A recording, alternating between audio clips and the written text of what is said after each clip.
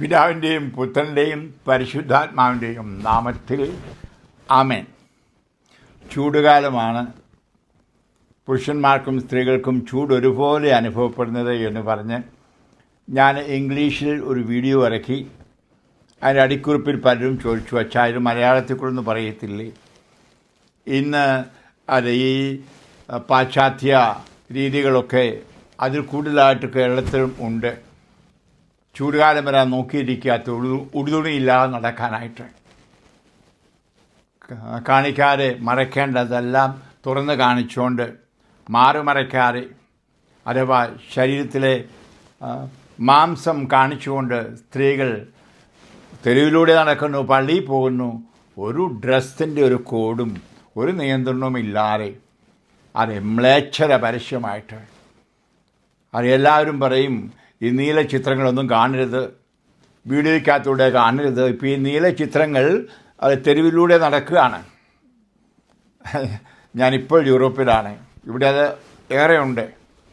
ഞാൻ ഓർക്കാണ്, കഴിഞ്ഞ ദിവസം ഒരു ടാക്സിയിൽ പോയി. ഞാൻ ടാക്സി എല്ലിക്കൊണ്ട് പോകുമായിരുന്നു എൻ്റെ കൂടെയുള്ളവരുമായിട്ട്. ഇറങ്ങാൻ നേരത്തെ ടാക്സിക്കാരൻ ചോദിക്കുക, അച്ഛൻ നോക്കിക്കേ. ഞാൻ നോക്കി. ഒരു തടിച്ചി, ഒരു 130 കിലോഗ്രാം ഉണ്ട് കറമ്പി. ഒരു പക്ഷേ ആഫ്രിക്കൻ സൈഡിൽ നിന്നായിരിക്കാം. ഒരു കോണം പോലെ ഒരു ചെറിയ അണ്ടർവെയർ ഇട്ടിട്ടുള്ളൂ. ഒരു നൂല് പോലെ ഒരു ബ്ര ഇങ്ങനെ ഇറച്ചി തൂങ്ങിക്കിടക്കുകയാണ്. ചിരിച്ചുകൊണ്ട് പറയുകയാണ് ഈ മനുഷ്യൻ, ഒരു കശാപ്പുകാരുണ്ടായിരുന്നെങ്കിൽ മാംസം ചെത്തി കശാപ്പിശാലെ വിൽക്കാമായിരുന്നല്ലോ എന്ന്. പ്രിയമുള്ളവരെ, മ്ലേച്ഛത കഥാവ് ഈശോ വളരെ വ്യക്തമായിട്ട് പറയുന്നുണ്ട്. നമ്മുടെ കണ്ണുകൾക്കുള്ള ആ ആകർഷണം തിന്മയാകരുത് എന്ന്. അത് നമുക്കൊരു ബന്ധനമായി മാറാൻ പാടില്ല. വേറെ ചെറുപ്പക്കാർ കാണാനായിട്ട് തന്നെ പോകും, പള്ളിയിൽ പോലും പോവും നഗ്നത കാണാൻ. മാത്രമല്ല തെരുവിൽ നോക്കി നടക്കുകയാണ് പെണ്ണുങ്ങൾ ഉടുക്കാൻ നടക്കുന്നത് കാണാനായിട്ട്. ഞാനിത് കൂട്ടിപ്പറയല്ല. പ്രിയപ്പെട്ടവരെ, നിങ്ങൾ പാപത്തിന് ഹേതുവാകാൻ പാടില്ല. ഈശോ അതെ വളരെ മനോഹരമായിട്ട് നമ്മളെ പഠിപ്പിക്കുന്നുണ്ട്. ആരാണ് സ്വർഗത്തിൽ പോകുന്നത്? ശിശുക്കളെപ്പോലെ ആയിത്തീരുന്നവർ ആണ് എന്ന്. മത്തായി എഴുതിയ സുവിശേഷത്തിൻ്റെ 18-ാം അധ്യായത്തിലാണ്, നിങ്ങൾ കുട്ടികളെപ്പോലെ മാനസാന്തരപ്പെട്ടില്ല എങ്കിൽ സ്വർഗരാജ്യത്തിൽ പോകുകയില്ല എന്ന് വ്യക്തമായിട്ട് പഠിപ്പിക്കുന്നത്. ആ ഈശോ അതെ മറ്റുള്ളവർക്ക് ഉടുപ്പ് കൊടുക്കുന്നതിനെ പറ്റിയും അതെ പറഞ്ഞിട്ടുണ്ട്. അതെ, നാം ആർക്കെങ്കിലും ഉരപ്പ് കൊടുക്കുവാൻ കാരണമായെങ്കിൽ നമ്മളെ കടലിൽ തിരികല്ല് കെട്ടി മൂക്കിക്കൊള്ളണം. നമ്മൾ പാപത്തിൻ്റെ ഹേതുക്കൾ ആകാൻ പാടില്ല. ഇന്ന് പ്രിയ സ്ത്രീകളെ, എന്നോട് ക്ഷമിക്കണം, പണങ്ങരുത്. നിങ്ങളെ സ്നേഹിച്ചുകൊണ്ടാണ് ഞാൻ പറയുന്നത്. നിങ്ങൾക്ക് തന്നിരിക്കുന്ന കർത്താവ് വസ്ത്രം ധരിക്കണേ, ചൂടായാലും തണുപ്പായാലും. ആണുങ്ങളെ കാണാൻ സാധിക്കും, യൂറോപ്പിലായാലും ഇന്ത്യയിലായാലും അവർ ഉടുപ്പും മുണ്ടുമൊക്കെ ധരിച്ചേ നടക്കുകയുള്ളൂ. അവർക്ക് ഈ ചൂടൊന്നും പ്രശ്നമല്ല. വേണമെങ്കിൽ ഒരു തോളയോ തുവാലയും കാണും തുടയ്ക്കാനായിട്ട്. ഈ മാറും കാണിച്ച് തുടയും കാണിച്ച് അത് മറ്റ് ഉള്ളവർക്ക് ഉതപ്പ് കൊടുക്കുന്ന ധാരാളം സ്ത്രീകൾ ഉണ്ട്. അവർക്ക് ദുരിതം എന്നാണ് കർത്താവ് പറഞ്ഞിരിക്കുന്നത്. അവരുടെ മാന്യം മര്യാദയ്ക്ക് നമ്മൾ ഡ്രസ്സ് ധരിക്കണം. അതേപ്പറ്റി നമ്മുടെ ഒന്നാമത്തെ മാർപ്പാപ്പ തന്നെ വളരെ മനോഹരമായിട്ട് നമ്മളെ പഠിപ്പിക്കുന്നുണ്ട്. എപ്രകാരം മാനം മര്യാദയോടുകൂടി ആയിരിക്കണം ഡ്രസ്സുകൾ ധരിച്ച് നമ്മൾ നടക്കേണ്ടത് എന്ന് നമ്മൾ വായിക്കുന്നു. 1 പത്രോസ് അധ്യായം 3. ഭാര്യമാരെ, നിങ്ങൾ ഭർത്താക്കന്മാർക്ക് വിധേയരായിരിക്കുവിൻ. ഉണ്ടെങ്കിൽ അവരെ വാക്കുകൊണ്ടല്ല പെരുമാറ്റം കൊണ്ട് വിശ്വാസത്തിലേക്ക് അനയിക്കുവാൻ ഭാര്യമാർക്ക് കഴിയും. അവൾ നിങ്ങളുടെ ആദരപൂർവവും നിഷ്കളങ്കവുമായ പെരുമാറ്റം കാണുന്നത് മൂലമാണ് അത് സാധ്യമാവുക. ബാഹ്യമോടികളായ പിന്നിയ മുടിയോ സ്വർണ്ണാഭരണങ്ങളോ വിശേഷ വസ്ത്രങ്ങളോ അല്ല നിങ്ങളുടെ അലങ്കാരം. പിന്നെയോ ദൈവസന്നിധിയിൽ വിശിഷ്ടമായ സൗമ്യവും ശാന്തവുമായ ആത്മാവാകുന്ന അനശ്വരരത്നം അണിഞ്ഞ ആന്തരിക വ്യക്തിത്വമാണ്. ഓ മൈ ജീസസ്, എന്ത് നല്ല വാക്കാണ്. ഞാൻ ഒരിക്കൽ കൂടി അത് പറയുന്നു. സ്ത്രീകളെ, നിങ്ങൾ ആരായിരിക്കണമെന്ന് നിങ്ങളുടെ ഹൃദയത്തെ നോക്കിക്കൊണ്ട് പത്രോസ് പറയുകയാണ്. ദൈവസന്നിധിയിൽ വിശിഷ്ടമായ സൗമ്യവും ശാന്തവുമായ ആത്മാവാകുന്ന അനശ്വരരത്നം അണിഞ്ഞ ആന്തരിക വ്യക്തിത്വമാണ്. ഹല്ലേലൂയ. അതാണ് ഭർത്താക്കന്മാർക്ക് കൗതുകം, ലോകത്തുള്ളവർക്കും കൗതുകം. നമുക്ക് കാണാൻ സാധിക്കും. ഞാനൊരു വീഡിയോയിൽ കാണുകയുണ്ടായി. അതായത് കല്യാണത്തിന് വന്നിരിക്കുന്നത് ഈ മാംസമെല്ലാം കാണിച്ച് ശരീരം മുഴുവനും സ്വർണ്ണവും ഇട്ടുകൊണ്ട് അതിന് പടമിട്ടുകൊണ്ട് അതിനെതിരായിട്ട് കേരളത്തിലെ ആരോ റുബർട്ട് തോമസാൻ തോന്നുന്നു പറഞ്ഞ ആ വീഡിയോ ഞാൻ കാണുകയുണ്ടായി. ഇതൊക്കെ ഉണ്ടാകാൻ പാടില്ല മക്കളെ. കാരണം ഇന്ന് കാലം വളരെ മോശമാണ്. ഈശോ പറഞ്ഞ വചനം നിങ്ങൾക്കറിയാമല്ലോ. കാമാസക്തിയോടെ നോക്കിക്കഴിഞ്ഞാൽ വ്യഭിചാരം ചെയ്തു കഴിഞ്ഞു. മത്തായി 5:28 നിങ്ങൾക്കെല്ലാം അറിയാം. ആ ചിന്തയാലുള്ള പാപം അത് വലിയ പാപങ്ങൾ തന്നെയാണ്. പലപ്പോഴും നമ്മൾ കുമ്പസാരിക്കാറില്ല. ചെയ്തികൾ മാത്രവും ചെയ്യാതിരുന്നൊക്കെ പറഞ്ഞെന്ന് വരാം. എന്നാൽ ചിന്തയിലെ പാപങ്ങൾ മറ്റതിനേക്കാൾ മാരകമാണ്. അതുകൊണ്ടാണല്ലോ ഈ ഫോണോഗ്രാഫി, നീലച്ചിത്രങ്ങൾ കാണരുത് എന്ന് പറയുന്നതിന് കാരണവും അത് കാണും ധാരാളം പേരെ അത് വഴി തെറ്റിക്കുന്നുണ്ട് എന്നത് അത് സത്യം ആണ്. നമുക്കറിയാം, ദാവീദ് മഹാരാജാവ് നല്ല മനുഷ്യൻ, പ്രമാണങ്ങളെല്ലാം അറിയാവുന്നവൻ, ഒരു സ്ത്രീയുമായി ക്ഷയിക്കാനിടയായത് അവൻ്റെ കണ്ണുകൊണ്ടൊരു കാഴ്ച. മട്ടുപ്പാലിലൂടെ നടക്കുമ്പോൾ ഒരു പെണ്ണ് കുളിക്കുന്ന കണ്ടു, നഗ്നത കണ്ടു. അവളെ വിളിച്ചു വരുത്തി അവളുമായി വ്യഭിചരിച്ച് ഒരു കുട്ടിയുണ്ടായി. അവളുടെ ഒരു ഭാര്യയായിരുന്നു പട്ടാളക്കാരൻ്റെ. ഇനി അനന്തരഫലമോ ആ പട്ടാളക്കാരനെ കൊല്ലാനിടയായി. പ്രിയപ്പെട്ടവരെ, എനിക്ക് ചിന്തിക്കേണ്ട കാര്യങ്ങൾ ആണ്. അത് നമ്മൾ അടക്ക ഒതുക്കത്തോടെ ശാന്തമായിട്ട് അത് നടക്കേണ്ടവർ ആണ് എന്നുള്ള കാര്യം വിസ്മരിച്ചു പോകരുത്. തിമോത്തി ചെറുപ്പക്കാരനായിരുന്നു, ഒരു വചനപ്രഘോഷകനുമായിരുന്നു. അദ്ദേഹം വളരെ മനോഹരമായിട്ട് അത് എഴുതിയിട്ടുണ്ട്. എപ്രകാരമായിരിക്കണം അത് ഒരു ക്രിസ്ത്യാനി വ്യാപരിക്കേണ്ടത് എന്ന്. 2 തിമോത്തി അധ്യായം 2 വചനം 8 പറയുന്നു, പുരുഷന്മാർ കോപമോ കലഹമോ കൂടാതെ പുരുഷന്മാർ എല്ലായിടത്തും തങ്ങളുടെ പവിത്രമായ കരങ്ങൾ ഉയർത്തി പ്രാർത്ഥിക്കണം. ഹല്ലേലൂയ. കരം കെട്ടാനുള്ളതല്ല, കരം കൊണ്ട് ഭാര്യ തല്ലാനുള്ളതുമല്ല, മറ്റുള്ളവരെ അടിക്കാനുള്ളതുമല്ല, തിന്മ ചെയ്യാനുള്ളതല്ല. കൈ ഉയർത്തി പ്രാർത്ഥിക്കണം. അടുത്ത വചനം കേൾക്കണേ സ്ത്രീകളെ. അതുപോലെ സ്ത്രീകൾ വിനയത്തോടും വിവേകത്തോടും കൂടെ ഉചിതമായ വിധം വസ്ത്രധാരണം ചെയ്ത് നടക്കണമെന്ന് ഞാൻ ഉപദേശിക്കുന്നു. പിന്നിയ മുടിയോ സ്വർണമോ രത്നങ്ങളോ വിലയേറിയ ഉടയാളുകളോ അണിഞ്ഞ് തങ്ങളെ തന്നെ അലങ്കരിക്കരുത്. ദൈവഭയമുള്ള സ്ത്രീകൾക്ക് യോജിച്ച വിധം സൽപ്രവർത്തികൾ കൊണ്ടവർ സമലംകൃതരായിരിക്കട്ടെ. ഹല്ലേലൂയ. പ്രിയപ്പെട്ടവർ, ഇതൊക്കെ ദൈവത്തിൻ്റെ വചനമാണ്. നിങ്ങളൊക്കെ ദൈവവചനം കേൾക്കുന്നവരും ദൈവവചനം കേൾക്കാൻ ഇഷ്ടപ്പെടുന്നവരും അതനുസരിച്ച് ജീവിക്കുന്നവരും ആണ്. അതുകൊണ്ട് ഞാൻ ഒത്തിരി സ്നേഹത്തോടെ അപ്പൻ എന്ന നിലയിൽ പറയുകയാണ്, എന്തുകൊണ്ടാണ് നേരത്തെ മ്ലേച്ഛതകൾ കേരളത്തിൽ, ബലാത്സംഗ കേസുകൾ, വ്യഭിചാര കേസുകൾ, അതൊക്കെ ഞാൻ പറയാതെ നിങ്ങൾക്കറിയാം. അത് വർദ്ധിക്കാനൊരു കാരണം ഇതാണ്. അടക്ക ഒതുക്കത്തോടെ അത് നമ്മൾ, പ്രത്യേകിച്ച് സ്ത്രീകൾ, നഗ്നത കാണിച്ചുകൊണ്ട് നടക്കുന്നത്, നഗ്നത മറയ്ക്കാതിരിക്കുന്നത്. നമുക്കറിയാം, ആദ്യ മാതാപിതാക്കൾ പാപം ചെയ്തു, നഗ്നരായി. അവരെ കർത്താവ് അവർ തന്നെ ഇല കൊണ്ട് തുണിയുണ്ടാക്കി മറച്ചു. എന്നാൽ കർത്താവ് യേശു അഥവാ ദൈവം ആടിനെ കൊന്ന് തൊലിയുണ്ടാക്കി ആ തൊലി കൊണ്ടുള്ള ഉടുപ്പിച്ചുവെന്ന് ഈശോ ചെയ്യാൻ പോകുന്നതാണ് കാണിച്ചു തന്നത്. അത് ലോകത്തിൻ്റെ പാപങ്ങൾ നിഹനിക്കാൻ ദൈവകുഞ്ഞാൽ നമുക്ക് വേണ്ടി അറക്കപ്പെട്ടു. അവൻ്റെ രക്തത്താൽ നമ്മൾ കഴുകപ്പെട്ടു, അവൻ്റെ കൃപയാൽ നമ്മൾ ഉടുക്കപ്പെട്ടു. അതെ, ഇങ്ങനെയാണ് നഗ്നതയില്ലാത്തവരായ നമുക്ക്. വാസ്തവത്തിൽ ഈ നഗ്നത കാണിക്കുന്നത് ഹൃദയത്തിൽ കൃപയില്ലായ്മയാണ്. ഹല്ലേലൂയ. അത് വ്യക്തമായിട്ട് വെളിപാട് പുസ്തകത്തിൽ അത് വ്യക്തമായിട്ട് എഴുതിയിരിക്കുന്ന ഭാഗങ്ങൾ നിങ്ങൾക്ക് വായിക്കാനും മനസ്സിലാക്കാനും കഴിയും. നിങ്ങൾ പലപ്പോഴും വായിച്ചിട്ടുണ്ടായിരിക്കാം, എങ്കിൽ ശ്രദ്ധയിലേക്ക് കൊണ്ടുവരികയാണ്. നിന്റെ പ്രവൃത്തികൾ ഞാൻ അറിയുന്നു, നീ തണുപ്പോ ചൂടോ ഉള്ളവനല്ല. തണുപ്പോ ചൂടോ ഉള്ളവനായിരുന്നെങ്കിലെന്ന് ഞാൻ ആഗ്രഹിക്കുന്നു. എന്നിട്ട് പറയാണ്, ഞാൻ ധനവാനാണ്, എനിക്ക് ഒന്നിനും കുറവില്ലായിരുന്നു നീ പറയുന്നു. എന്നാൽ നീ നികൃഷ്ടനും ദയനീയനും ദരിദ്രനും നഗ്നനും ആണെന്ന് നീ അറിയുന്നില്ല. ഹല്ലേലൂയ. ഞാൻ നിന്നെ ഉപദേശിക്കുന്നു, ധനികനാകാൻ അഗ്നിശുദ്ധി വരുത്തിയ സ്വർണം എന്നോട് വാങ്ങുക. ഇതാണ് സൽസ്വഭാവം, ഇതാണ് ഹൃദയശുദ്ധി, ഇതാണ് കൃപ.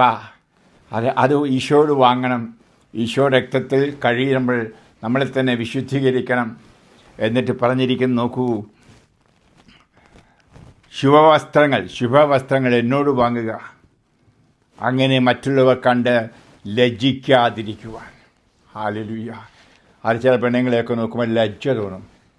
എന്നോട് ചെറുപ്പക്കാരൻ കേരളത്തിൽ വെച്ച് പറഞ്ഞ പോലെ കരിഷ്മാനി വന്നു പേര്, അച്ഛാ എങ്ങനെയാണ് പാപം ചെയ്യാതെ ജീവിക്കുന്നത്? എങ്ങനെയാണ് എൻ്റെ ശുദ്ധത പാലിക്കേണ്ടത്? എവിടെ നോക്കിയാലും അശുദ്ധി. ഇങ്ങനെ മരുന്ന് കുപ്പിയെപ്പോലും പെണ്ണുങ്ങളുടെ നഗ്നതയാണ് ഒട്ടിച്ചിരിക്കുന്നത്. പള്ളിയിൽ ചെന്നാലും ശരി, എവിടെ ചെന്നാലും. കേരളം ചൂട് വർദ്ധിച്ചുകൊണ്ടിരിക്കുക. പക്ഷേ ദൈവം ഈ ചൂട് വർദ്ധിപ്പിക്കുകയാണ്. കൂടുതൽ നമ്മളെ അടക്കോ ദുഃഖമുള്ളവരായിരിക്കും ജീവിപ്പിക്കാൻ. ഹല്ലേലൂയ. പ്രിയമുള്ളവർ, ഞാൻ തമാശയായിട്ട് പറയുകയല്ല. ഏറെ ചെറുപ്പക്കാർ പറഞ്ഞ് ഞാൻ കേട്ടിട്ടുണ്ട്, അച്ഛാ ആത്മസംയമനത്തോടെ ജീവിക്കാൻ പറ്റുന്നില്ല, കൃപയിൽ ജീവിക്കാൻ സാധിക്കുന്നില്ല.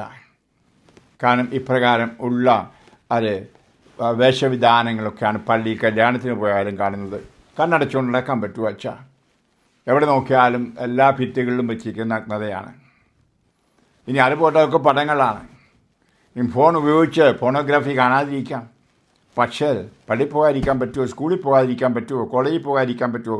ഇപ്പോൾ ഈ മാംസമാണ് നടക്കുന്നത്. ഞാൻ പറഞ്ഞ പോലെ നടക്കുന്ന ഫോണോഗ്രാഫികൾ ഇതാകാൻ പാടില്ല. നമുക്ക് പ്രിയമുള്ളവരെ അടക്കമൊതുക്കത്തോടെ ശുഭവസ്ത്രധാരികളായി മറ്റുള്ളവരെ പാപത്തിലേക്ക് ചിന്ത കൊണ്ടുപോയി നയിക്കാതെ പോകാൻ ഒരു കടമയുണ്ട്. എൻ്റെ പ്രിയ പെണ്ണുങ്ങളെ, സ്ത്രീകളെ, നല്ലപോലെ നിങ്ങൾ മാനം മര്യാദയായിട്ട് ഡ്രസ്സ് ചെയ്യുമ്പോൾ മലഹാമാരെ പോലെയാണ് നിങ്ങൾ. ഞാൻ ഈ ഗൾഫ് രാജ്യങ്ങളിൽ പോകുമ്പോൾ കാണാൻ സാധിക്കും, പ്രത്യേകിച്ച് ഒമാനിലൊക്കെ നല്ല പെണ്ണുങ്ങളാണ്, വെളുത്തവരാണ്. അവർ നീല വസ്ത്രം ധരിച്ചു നടക്കും, മുഖമൊന്നും മൂടുകയില്ല, മാതാവിനെ പോലിരിക്കും. ഞാൻ 1-2 പടം കണ്ടപ്പോൾ എൻ്റെ കൂടെ വന്നിട്ട് ചോദിച്ചു, ഇത് മാതാവിൻ്റെ പടം പോലിരിക്കുന്നല്ലോ. ശരിയാണ്. ആ മാതാവിൻ്റെ ഹൃദയത്തിലെ ആ നന്മ കാണുന്ന പോലെ തോന്നും, നല്ല പോലെ ഡ്രസ്സ് ചെയ്ത് നടക്കുമ്പോൾ. പ്രിയപ്പെട്ടവർ, നമുക്ക് അപ്രകാരം നല്ല ഡ്രസ്സ് ധരിച്ച് നടക്കുന്നതിനുള്ള നമ്മുടെ ഈ അഹങ്കാരമെല്ലാം വെടിഞ്ഞ്, നമ്മുടെ തിന്മയുള്ള ജീവിതത്തിൽ നിന്ന് വെടിഞ്ഞ്, മൂടി വെച്ചുള്ള ജീവിതം വെടിഞ്ഞ് ഹൃദയശുദ്ധിയുള്ള ഒരു ജീവിതത്തിന് വേണ്ടിയാണ് കർത്താവ് ആഗ്രഹിക്കുന്നത്.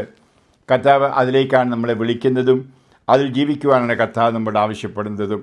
നമ്മൾ വായിക്കുന്നുണ്ടല്ലോ, യോഹന്നാൻ എഴുതിയ ലേഖനത്തിൻ്റെ 1-ാം ലേഖനത്തിൻ്റെ 2-ാം അധ്യായം 15 മുതൽ വചനങ്ങൾ, ലോകത്തെയോ ലോകത്തുള്ള വസ്തുക്കളെയോ നിങ്ങൾ സ്നേഹിക്കരുത്. ആരെങ്കിലും ലോകത്തെ സ്നേഹിച്ചാൽ പിതാവിൻ്റെ സ്നേഹം അവനിൽ ഉണ്ടായിരിക്കുകയില്ല. എന്തെന്നാൽ ജഡത്തിൻ്റെ ദുരാശ, കണ്ണുകളുടെ ദുരാശ, ജീവിതത്തിൻ്റെ അഹന്ത, ഇത് ലോകത്തിലുള്ളതാണ്, പിതാവിൻ്റെതല്ല. പറ്റിത ലോകത്തിൻ്റെതാണ്. ലോകവും അതിൻ്റെ മോഹങ്ങളും കടന്നു പോകും. ദൈവഗീതം പ്രവർത്തിക്കുന്നവനാകട്ടെ എന്നേക്കും നിലനിൽക്കും. പ്രിയപ്പെട്ടവരെ, ആ 3 വാക്ക് ഒന്ന് ശ്രദ്ധിക്കണമേ. ജഡത്തിൻ്റെ ദുരാശ, കണ്ണുകളുടെ ദുരാശ, അത് ജീവിതത്തിൻ്റെ അഹന്ത. നമുക്ക് എളിമപ്പെടാം, ശാന്തരാകാം. നമുക്ക് കർത്താവ് ആഗ്രഹിക്കുന്ന രീതിയിൽ ഡ്രസ്സ് ചെയ്ത് നമുക്ക് നടക്കാം. ഞാൻ തമാശ രൂപേണെങ്കിലും പലപ്പോഴും പറഞ്ഞിട്ടുള്ള ഒന്ന് വായിച്ചോട്ടെ, ഒന്ന് ശ്രദ്ധിക്കണേ. പഴയ നിയമത്തിൽ ഏശയ്യ പറയുന്നൊരു ഭാഗം, ഏശയ്യ അധ്യായം 3 വചനം 16 മുതൽ. സിയോൻ പുത്രിമാർക്ക് താക്കീതെന്നാണ് അതിൻ്റെ തലക്കെട്ട്. സിയോൻ പുത്രിമാർ എന്ന് പറഞ്ഞാൽ ദൈവത്തിൻ്റെ സ്ഥലത്തെ പുത്രിമാർ. സിയോൻ ദൈവം വസിക്കുന്ന സ്ഥലമാണ്. അപ്പോൾ കത്തോലിക്ക സഭ സിയോണാണ്, തിരുസഭ സിയോൺ ആണ്. ഇനി അവിടുത്തെ പെണ്ണുങ്ങളെപ്പറ്റി പറയുന്ന ഒരു ഭാഗമാണ്. ഒന്ന് കേൾക്കൂ. കർത്താവ് അരുളി ചെയ്തു, സിയോൻ പുത്രിമാർ ഗർവിഷ്ഠരും ഞെളിഞ്ഞു നടക്കുന്നവരും കടക്കണ്ണെറിയുന്നവരും പാദസരം കിലുക്കി അലസഗമനം ചെയ്യുന്നവരും ആണ്. കർത്താവ് അവരുടെ ശിരസ് ചിരങ്ങുകൊണ്ട് നിറയ്ക്കും, അവരെ നഗ്നരാക്കും. അന്ന് കർത്താവ് അവരുടെ പാദസരത്തിൻ്റെ അലങ്കാരവും തലമുടി നാടയും കിരീടവും കുണ്ടലവും വളയും കണ്ടപടവും ശിരോവസ്ത്രവും തോൾവളയും അരപ്പട്ടയും സുഗന്ധച്ചിമിഴും ഏലസും മുദ്രമോതിരവും മൂക്കുത്തിയും വിലപിടിച്ച വസ്ത്രവും മേലങ്കിയും കുപ്പായവും ചെറുസഞ്ചിയും ലോലമായ വസ്ത്രവും പട്ടുവസ്ത്രവും തലപ്പാവും മൂടുപടവും എടുത്തു മാറ്റും. പരിമളത്തിനു പകരം ദുർഗന്ധം, അരപ്പട്ടയ്ക്ക് പകരം കയർ, തലമുടിക്ക് പകരം കഷണ്ടി, വിലപിടിപ്പുള്ള പുറങ്ങുപ്പായത്തിനു പകരം ചാക്ക്, സൗന്ദര്യത്തിന് പകരം അവമതി. ഹല്ലേലൂയ. ധ്യാനിക്കണം. ഇന്നിപ്പോൾ കഷണ്ടിയുള്ള പെണ്ണുങ്ങളുടെ എണ്ണം കൂടിയിരിക്കുകയല്ലേ. ചിരങ്ങും ശരീരത്തിലെ ഈ ത്വക്ക് രോഗങ്ങൾ എത്രയാണ്. സോറിയാസിസ് ആയിരിക്കാം, എക്സിമ ആയിരിക്കാം. അതുപോലെ തന്നെ ഏറെ കാര്യങ്ങൾ പറഞ്ഞിരിക്കും. ഞാനിത് തമാശ രൂപേണയല്ല പറയുന്നത്, കാര്യമായിട്ടാണ്. ഒരു കരിസ്മാറ്റിക് നിലയിൽ എൻ്റെ അടുക്കൽ പ്രാർത്ഥനയ്ക്ക് വരുന്ന ആളുകൾ അത് പറയുന്ന ഒന്നാണ് ഇതൊക്കെ. ഇതൊരു വായനാറ്റമാണെന്നറിയോ. എൻ്റെ ഭർത്താവിൻ്റെ കൂടെ ഷെയ്ക്കല്ല, വാനാറ്റം മുഖാന്തരം. എത്ര ഭാര്യമാർ പറഞ്ഞിട്ടുണ്ടെന്നറിയാമോ? ഇതാ ഈശോ പറഞ്ഞിരിക്കുന്നു ഇവിടെ കൃത്യമായിട്ടും. തലമുടിയെല്ലാം കൊഴിഞ്ഞു പോവുക, തലമുടിക്ക് പകരം കയറ്. ഇന്ന് പലരും അങ്ങനെയാണല്ലോ. ഹല്ലേലൂയ. വിലയ്ക്ക് മേടിക്കുന്ന ആണല്ലോ വെച്ചിരിക്കുന്നത്. പ്രിയമുള്ളവരെ, ഞാൻ ഇത് അല്പം തമാശ കൂട്ടി പറയുന്നെങ്കിലും ഒറ്റ അർത്ഥമുണ്ട് ഈ വാക്കുകൾക്കെല്ലാം. ദൈവത്തിൻ്റെ വചനമാണ് ബൈബിൾ, കർത്താവ് എഴുതിയിരിക്കുന്നു. അതുകൊണ്ട് എനിക്ക് നിങ്ങളോട് പറയാനുള്ളത്, എൻ്റെ സ്ത്രീകളെ, ഞാൻ നിങ്ങളെ സ്നേഹിക്കുന്നു. I love you. നിങ്ങളെൻ്റെ പെങ്ങന്മാരാണ്, അമ്മമാരാണ്, പെൺമക്കളാണ്. അതെ, ഒരു ചിന്ത കൊടുക്കണേ. നല്ലപോലെ ഡ്രസ്സ് ചെയ്ത് മാനം മര്യാദ, കീറിതാലും കുഴപ്പമില്ല. ഇപ്പോൾ കീറുന്നതിന് പകരം മനഃപൂർവ്വം കീറിക്കൊണ്ട് കാണിച്ചുകൊണ്ട് നടക്കല്ലേ. കാര്യത്തിനൊരിക്കൽ ഒരു വീഡിയോ പറഞ്ഞ പോലെ ചില ജീൻസ് ഇട്ട് വരുന്ന കണ്ടാൽ ആണുങ്ങളാന്ന് തോന്നും. മാത്രമല്ല അതിനെല്ലാം കീഴ്ത്തുണ്ട്. ഒരു ജീൻസ് മേടിച്ച് കൊടുത്താലോ പാവമായിരിക്കുന്നു. പാവപ്പെട്ടവരല്ല, കുബേരരായ പെൺകുട്ടികളാണ് ഈ കീഴ്ത്തിയുള്ള ആ ഉടുപ്പും അല്ലെങ്കിൽ പാൻറ് ഷൂട്ട് നടക്കുന്നത്. നമ്മൾ വായിക്കുന്നുണ്ട് നിയമാവർത്തനം പുസ്തകത്തിൽ 22:5 സ്ത്രീകൾ പുരുഷന്മാരുടെ വസ്ത്രം ധരിക്കരുത്, തിരിച്ച് പുരുഷന്മാർ സ്ത്രീകളുടെ. ഇത് നമുക്കറിയാം, ഈ ലിംഗപ്രശ്നം വലിയൊരു പ്രശ്നമാണ്. ആണ് ആണിനെ കെട്ടുന്ന, പെണ്ണ് പെണ്ണിനെ കെട്ടുന്ന കാലമാണെന്ന് ഓർക്കണേ. ഹല്ലേലൂയ. അത് ഇന്ന് LGBTQ എന്ന് പറഞ്ഞാൽ സർവ്വമഴച്ചൊരകളും നിറഞ്ഞൊരു ലോകത്തിലാണ് നമ്മൾ ജീവിക്കേണ്ടത്. അവിടെ വിശുദ്ധരായി നമ്മൾ ജീവിക്കണം. മറ്റുള്ളവരിലേക്ക് വിശുദ്ധി പകർന്നു കൊടുത്തുകൊണ്ട് നമ്മളെ കാണുമ്പോൾ പുറമേയും കാണാൻ ഇടയാക്കട്ടെ വിശുദ്ധരാണ് എന്ന്. നഗ്നത കാണിച്ചാൽ ആ വിശുദ്ധി ഇല്ലാത്തവരാണ്. നമുക്കതുകൊണ്ട് ഒത്തി സ്നേഹത്തോടെ നിർമ്മല ഹൃദയമുണ്ടെന്ന് നമ്മൾ പാടും. നിർമ്മലമായൊരു ഹൃദയം തരണമേ എന്ന്. അതുപോലെ നിർമ്മലമായൊരു ശരീരവും. ഈ ശരീരം ദൈവത്തിൻ്റെ ആലയമാണ്. ദൈവത്തിൻ്റെ ആലയമാണ്. അത് ഈ തെരുവിലൂടെ നടക്കേണ്ടത്. ആ ദൈവത്തിൻ്റെ ആലയം പരിശുദ്ധമാണ്. പരിശുദ്ധാത്മാവ് വസിക്കുന്നതാണ്. അത് മ്ലേച്ഛമാക്കരുത്. അവരെ ദൈവം വിധിക്കും, ദൈവം ശിക്ഷിക്കും. ദുരിതം അവർക്ക്. ഇതൊക്കെ ദൈവത്തിൻ്റെ വചനമാണ്. ഞാൻ ആരെയും ഭയപ്പെടുത്താനോ വെറുപ്പിക്കാനോ പറയല്ല, സത്യം പങ്കുവയ്ക്കുന്നു. ഈശോ നിങ്ങളെ അനുഗ്രഹിക്കട്ടെ. അത് ഇപ്രകാരമുള്ളവർക്ക് വേണ്ടിയാണിത് പറഞ്ഞിരിക്കുന്നത്, മറ്റുള്ളവർക്ക് വേണ്ടിയല്ല. നമുക്ക് പണ്ടൊക്കെ ആ ചട്ടയൊക്കെ ആ ഒരു പുറയിൽ വസ്ത്രം പോലെ തുത്തും വെച്ച് ആ ചട്ടയിട്ടെല്ലാം മറച്ചു പോകുന്ന പെണ്ണുങ്ങളൊക്കെ ഓർക്കുന്നത്. എൻ്റെ അമ്മ എങ്ങനെയായിരുന്നു, നമ്മുടെ എല്ലാവരുടെയും അമ്മച്ചിമാരങ്ങനെയായിരുന്നില്ലേ. അതിന് സാരി വന്നപ്പോൾ നല്ലപോലെ മറച്ചു പോകുമായിരുന്നു. ചുരിദാർ വന്നപ്പോൾ നല്ല ചുരിദാറുകൾ നല്ലപോലെ ആയിരുന്നു. ഇന്നതൊക്കെ മാറിയിട്ട് എന്തെല്ലാം വേഷവിധാനങ്ങൾ. ഇന്നാളൊരു ചെറുക്കൻ പറഞ്ഞ പോലെ അത് യൂത്തിൻ്റെ ഗ്യാതറിംഗ് ആണ്. ഒന്നിച്ചു കൂടിയപ്പോൾ എൻ്റെ അടുക്ക വന്നിരുന്ന ആൾ പെണ്ണിൻ്റെ ഡ്രസ്സായിരുന്നു. ചെറുക്കനാണെന്ന് ഞാൻ അറിഞ്ഞില്ല. അവളോട് എനിക്ക് പ്രേമം തോന്നി. അവനോട് അവളോട് ഓർത്തോണം. കൺഫ്യൂഷൻ. പെണ്ണാണോ ആണെന്ന് അറിഞ്ഞില്ല. അവനോർത്ത് പെണ്ണാണ്. അത് എന്നിട്ട് സ്ത്രീകളോട് സംസാരിക്കുന്ന പോലെ സംസാരിക്കാൻ തുടങ്ങിയപ്പോൾ ഞാനൊരു പുരുഷനാണെന്ന് പറഞ്ഞു. കാരണം പെണ്ണുങ്ങളെപ്പോലെ ആ ഡ്രസ്സ് ചെയ്തിരുന്നത്. ഇങ്ങനെയുള്ള എത്ര അനുഭവങ്ങൾ ഞാനിത് പറയാതെ നിങ്ങൾക്കറിയാം. ഞാൻ ഒത്തിരി സ്നേഹത്തോടെ പറയുന്നു, പ്രിയപ്പെട്ട സ്ത്രീകളെ, ചൂടെല്ലാവർക്കും ഒരുപോലെയാണ്. സൂര്യൻ്റെ താപം സ്ത്രീക്കും പുരുഷനും ഒരുപോലെയാണ്. ഈ പുരുഷന്മാരിങ്ങനെ ഭർത്താക്കന്മാർ, എൻ്റെ അപ്പന്മാർ നോക്കൂ. പുരുഷെങ്കിൽ നമുക്ക് പണ്ടൊക്കെ അത് മുകളിലുള്ള ഷർട്ടൊന്ന് മാറി അതും വീട്ടിൽ വരുമ്പോഴുള്ളൂ. പള്ളിയിലൊക്കെ പോകുമ്പം എന്തെങ്കിലും മറിച്ചേ പോവുള്ളൂ. ഷർട്ടില്ലാത്തൊരു കാലമുണ്ടായിരുന്നു പണ്ട് പള്ളിയിൽ പോകുന്നത്, എൻ്റെ അപ്പൻ്റെയും വല്യപ്പൻ്റെയും ഒക്കെ കാലത്ത്. അന്ന് അതെ, എന്നാലും ഒരു ബനിയനൊരു ഇല്ലെങ്കിൽ ഒരു മുഴുത്ത നേരിയതുപോലെ അല്ലെങ്കിൽ ഒരു തുവാല കൊണ്ട് അല്ലെങ്കിൽ ടവൽ കൊണ്ട് മറയ്ക്കും. തോർത്ത് കുറിയാണ്ടെന്ന് പറയും. ആ ശരീരം കാണിച്ച് നടക്കില്ലായിരുന്നു. എന്നാൽ സ്ത്രീകളോ അതുപോലായിരുന്നു. ഭക്ത സ്ത്രീകൾ. ഇന്ന് ഭക്തിയും പോയി, ദൈവസ്നേഹവും പോയി, ആത്മാവും നഷ്ടപ്പെട്ടു, അടിപിടിയും ബഹളവും എല്ലാമായിരുന്നു. കാരണം പലതാണ്. അതിലൊന്നാണ് ഞാൻ ചൂണ്ടിക്കാണിച്ചത്. ഈശോ നിങ്ങളെ അനുഗ്രഹിക്കട്ടെ. കാരണം കർത്താവ് ഈ പറഞ്ഞ എന്തെങ്കിലും ആരെങ്കിലും വേദനിപ്പിച്ചെങ്കിൽ ഞാൻ മാപ്പ് ചോദിക്കുന്നു. സ്ത്രീകളെല്ലാവരും മനം മര്യാദയായി വിശുദ്ധരായി പരിശുദ്ധ കന്യാമറിയത്തെ പോലെ മാലാഖമാർക്ക് അടുത്ത ഹൃദയശുദ്ധിയോടെ ജീവിക്കുവാനും അത് പുറമേ മറ്റുള്ളവർക്ക് കാണാനും ഇടയാകട്ടെ എന്ന് ഞാൻ പ്രാർത്ഥിക്കുന്നു. യേശുവിൻ്റെ സാക്ഷികളായി ഈശോയുടെ ശരീരമാകട്ടെ ഇവരുടെ ശരീരം. ഈശോ വസിക്കുന്ന, പരിശുദ്ധാത്മാവ് വസിക്കുന്ന ആലയം വിശുദ്ധിയിൽ കാത്തുകൊള്ളണമേ. പിതാവിൻ്റെയും പുത്രൻ്റെയും പരിശുദ്ധാത്മാവിൻ്റെയും നാമത്തിൽ ആമേൻ. Praise the lord. ഹല്ലേലൂയ.